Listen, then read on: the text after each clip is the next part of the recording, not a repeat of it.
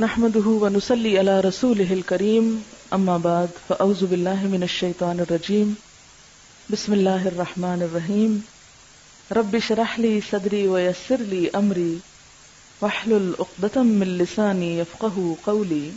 جیسا کہ آپ جانتے ہیں کہ دعا مانگتے وقت اللہ تعالیٰ کی حمد و ثنا کے بعد درود شریف پڑھنا دعا کی قبولیت کا سبب ہوتا ہے، کیونکہ ایک دفعہ درود شریف پڑھنے سے 10 رحمتیں آتی ہیں۔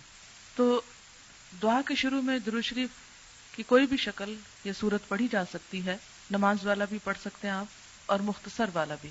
نماز والا چونکہ آپ کو پہلے سے آتا تھا، اس لیے یہاں میں نے ایک بہت مختصر قسم کا تحریر کیا تھا تاکہ آپ اسے سہولت سے یاد کر لیں، اور اس کو زیادہ دفعہ بھی آپ اس کا ورد کر سکتے ہیں۔ جیسے آپ دیکھتے ہیں کہ جو بھی خطبے وغیرہ بھی ہوتے ہیں تو اس میں بھی عموماً اللہ تعالیٰ کی حمد و ثنا کے بعد فوراً نبی صلی اللہ علیہ وسلم پر درود پڑھا جاتا ہے، جیسے الحمدللہ وکفا وسلام علی عبادہ الذین اصطفیٰ۔ تو اس میں اللہ کی تعریف بھی ہے اور پیغمبروں پر سلام بھی بھیجا گیا ہے۔ اسی طرح یہاں پر بھی، تو اس کو میں پڑھتی ہوں اور آپ اسے دہرا لیں، پھر ہم آگے چلتے ہیں۔ اللہم صلی علی محمد وبارک وسلم۔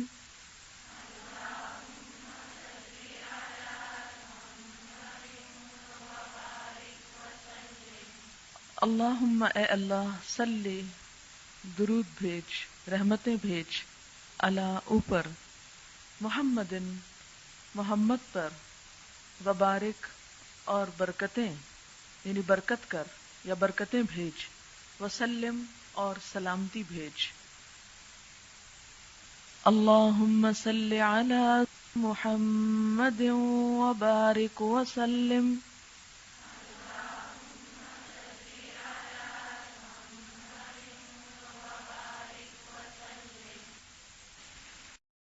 سبحانک اللہم وبحمدک اشہد ان لا الہ الا انت استغفرک واتوب الیک۔